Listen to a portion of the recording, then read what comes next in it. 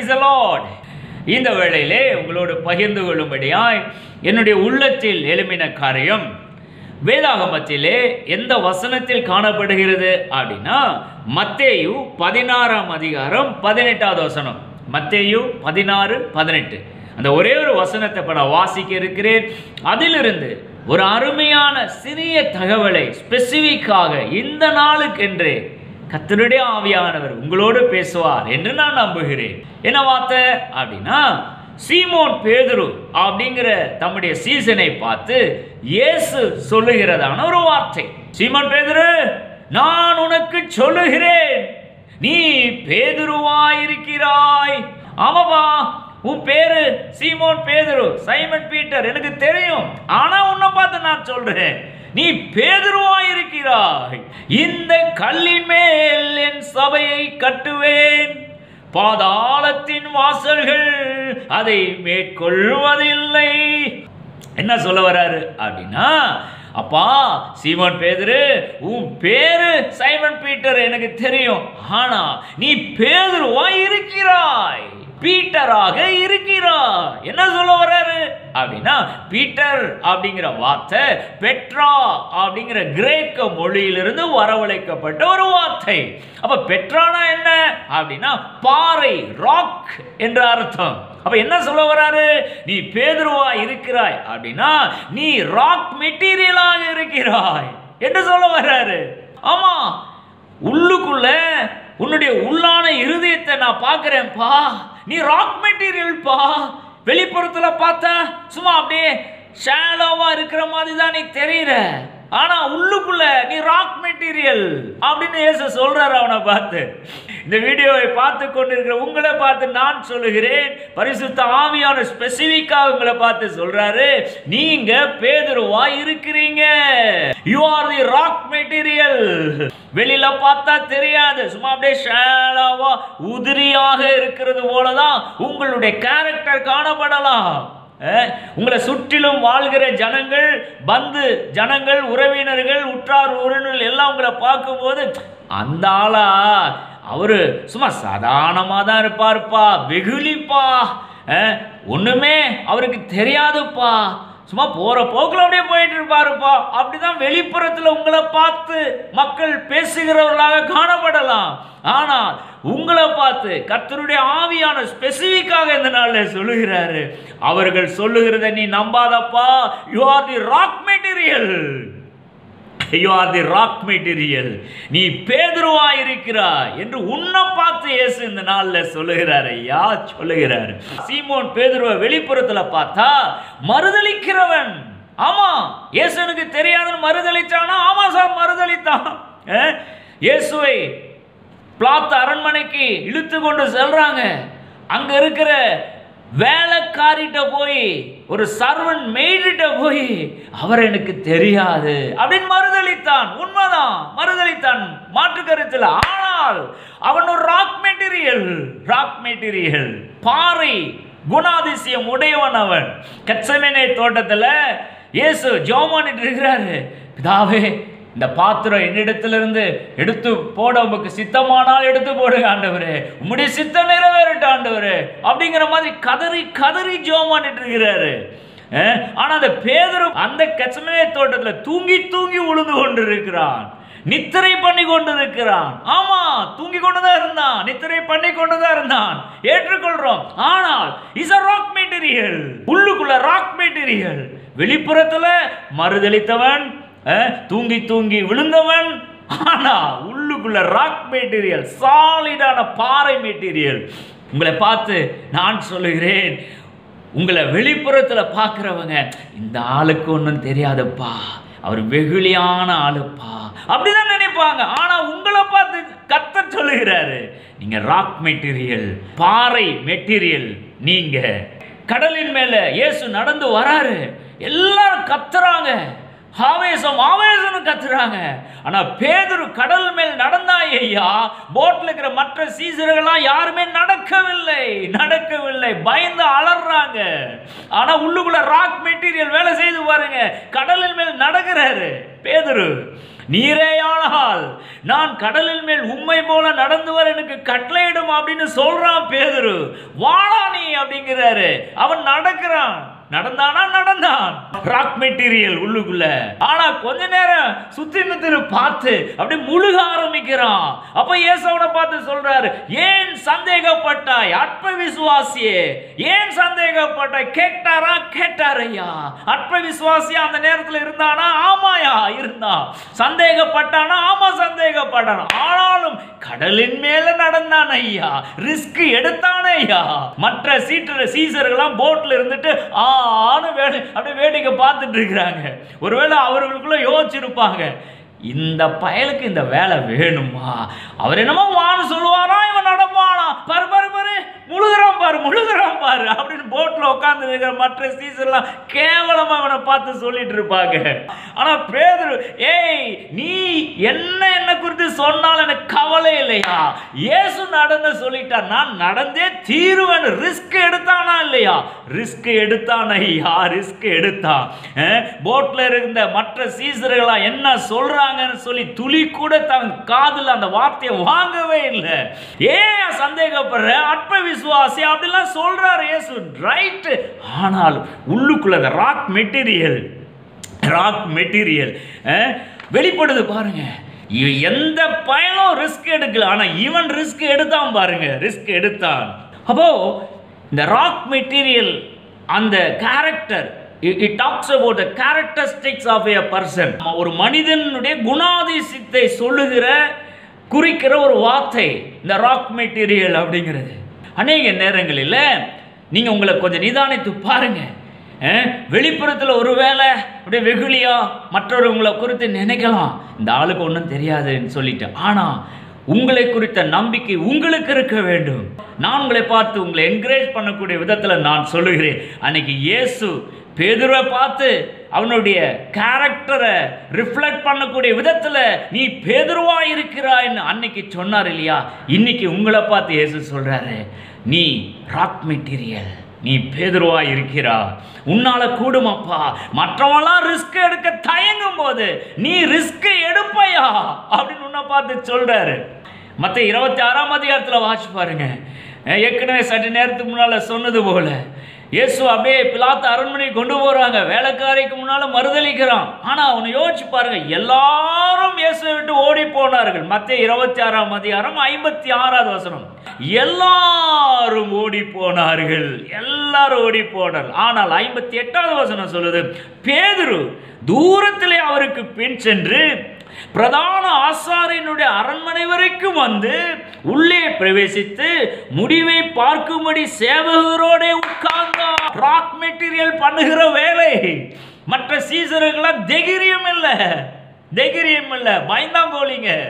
இயேசுவை பிடிச்ச உடனே கெத்செமனே தோட்டத்தில் அவர் கைது பண்ணப்பட்ட மாத்திரத்தில் எல்லாம் துணியகானம் ஓடி போயிட்டாங்க மற்ற சீசர்களாம். ஆனா பேதுரு, ஐயோ இயேசுவை பிடிச்சிட்டாங்களே, அரண்மனைக்கு கொண்டு போறாங்களே, என்ன ஆக போகுதோ, ஏது ஆக போகுதோ, தான் அவருடைய சீசன் என்று தெரியாம அப்படியே மறைந்து போயிருவான் அந்த கூட்டத்தோட. ஒண்ணா வசனம் தான் சொல்லுது, தூரத்திலே அவருக்கு பின் சென்று பிரதான ஆசாரியனுடைய அரண்மனை வரைக்கும் வந்து கேட் கீப்பர்கிட்ட என்ன சொல்லி உள்ள போயிருப்பான்னு தெரியல. அப்படி போக முடியுமா? முடியாது இல்ல. ஆனா ஏதோ ஒன்று சொல்லியிருப்பான்ல, யா நான் வெளியாலையா, வெளியூருக்காரையா, என்னமோ கைது பண்ணி இந்த ஆளை கூட்டிட்டு போறாங்க, சும்மா உள்ள போய் பார்க்கறையா அப்படின்னு கூட சொல்லிட்டு கேட் கீப்பர்கிட்ட சொல்லிட்டாரு. அரண்மனைக்குள்ள போயிருக்கலாம், போனான், ஒரு முயற்சியை எடுத்தான். அதெல்லாம் எப்படி பாசிபிள் என்னைக்காவது யோசிச்சு பார்த்துருக்கீங்களா? அதுதான் சொல்லுகிறேன், ராக் மெட்டீரியல், உள்ளுக்குள்ள ராக் மெட்டீரியல் பண்ற வேலை. உங்களை பார்த்து மீண்டும் மீண்டும் சொல்லுகிறேன், உங்களுக்குள்ள அந்த திடத்தன்மை ராக் மெட்டீரியலா நீங்க காணப்படும் போது ரிஸ்க் நீங்க எடுப்பீங்க, கடலில் மேல் நீங்க நடப்பீங்க. மற்ற சீசர்களா நடக்கிறதுக்கு பயந்து கொண்டு இருக்கலாம், ஆனா நீங்க நடப்பீங்க. ஏன்னா நீங்க ராக் மெட்டீரியல். மறுதளித்தான் ஓகே, ஆனா உள்ள போனான் இல்லையா சார், இவன் கடைசி வரைக்கும் போய் இயேசுக்கு என்ன நடக்கும் அப்படின்னு பார்த்தான் இல்லையா? அந்த மாதிரி போகணும், பார்க்கணும், முடிவு வரைக்கும் என்ன நடக்குதுங்கிறத பார்க்கணும் அப்படிங்கிற உணர்வெல்லாம் இவனுக்குள்ள இருந்து உந்தி தள்ளுறதுனா அதுக்கு காரணம் என்ன? Rock material.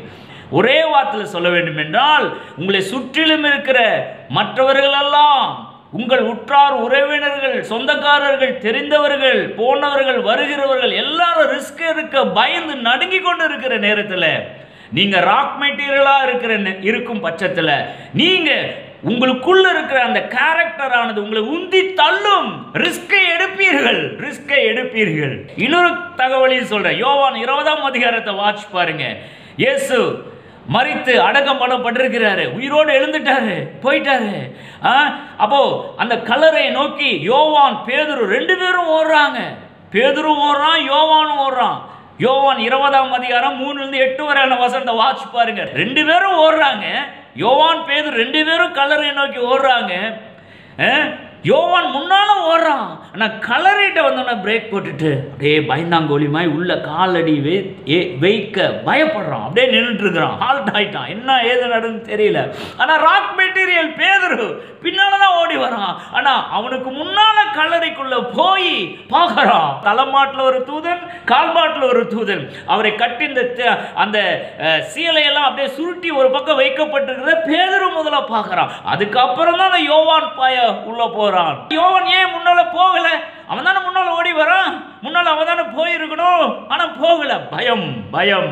பேதுரு அவனுக்கு முன்பாக அந்த கல்லறைக்குள் போனான்ங்கிற தகவலை உங்களால் அந்த வேதாகமத்தில் வாசிக்க முடிகிறது இல்லையா? ஒரு ரெக்கார்ட் பண்ணுனானா இல்லையா?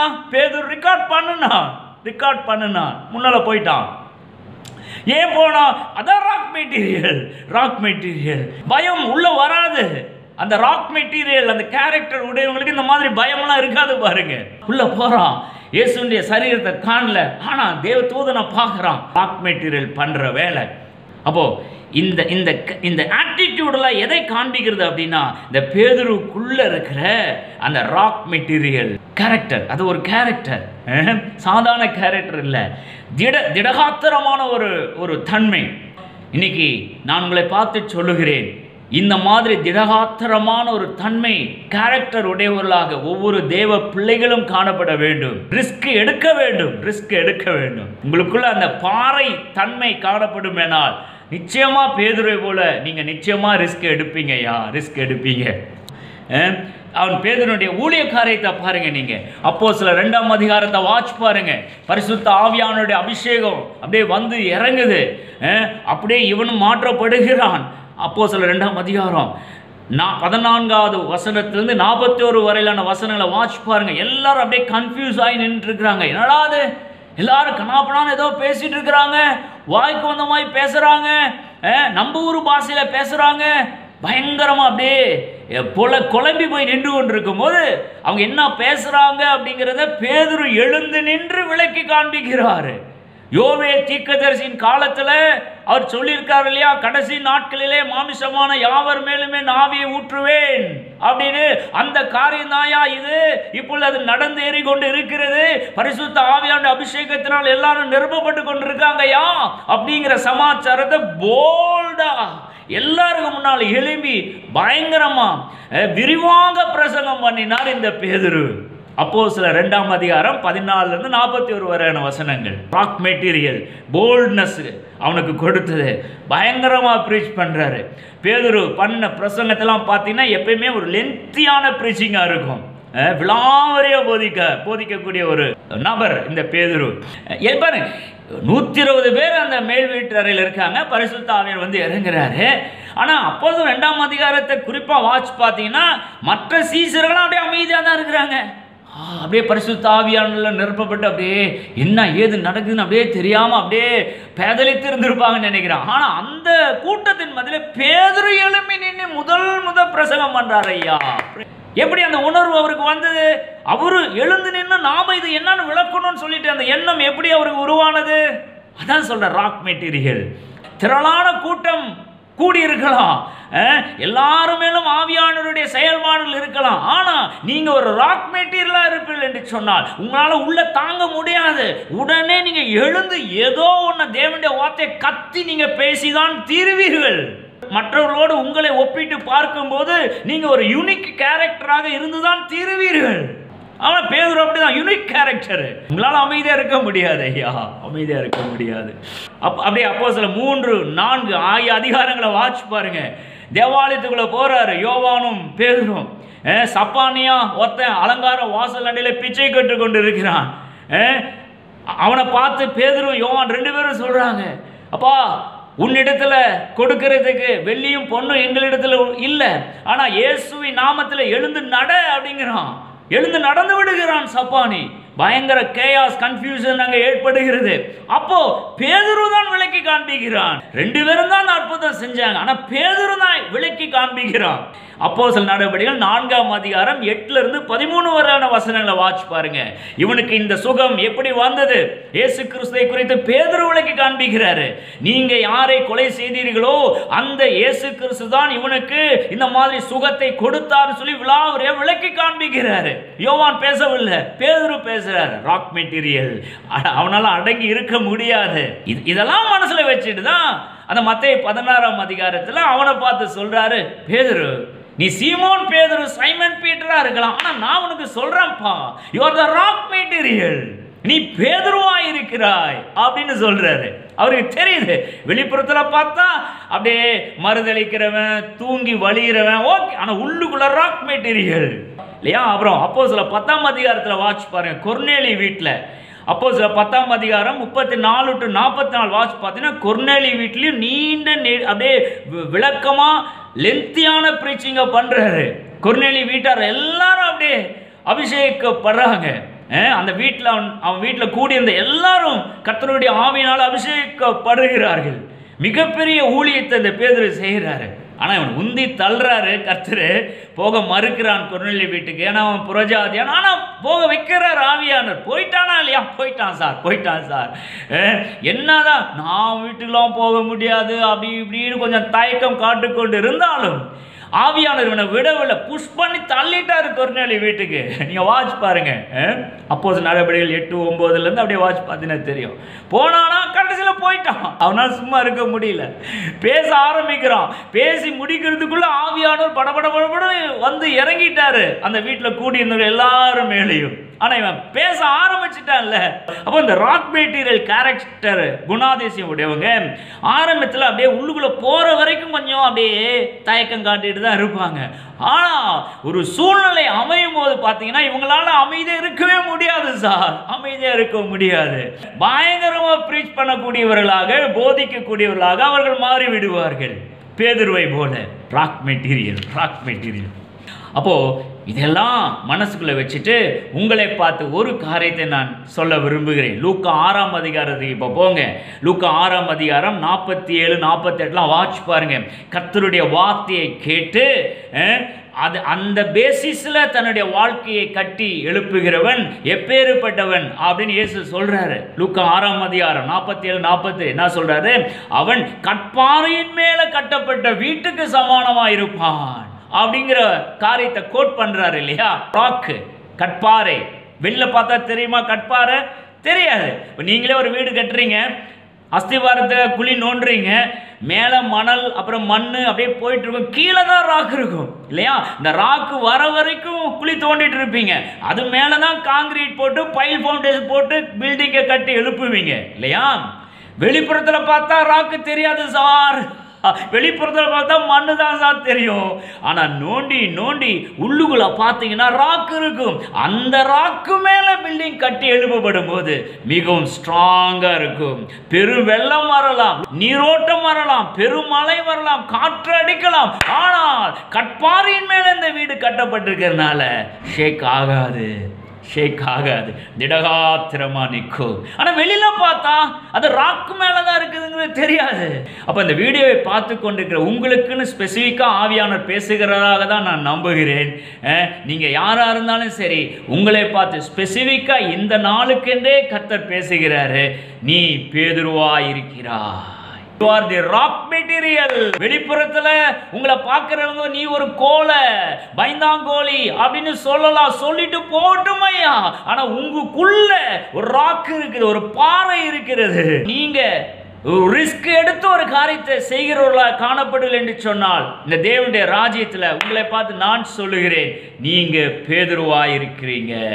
இந்த இன்றைய தகவலை கர்த்தர் ஆசீர்வதிப்பாராக. ஆமென், ஆமென். Praise the Lord. ஆமென்.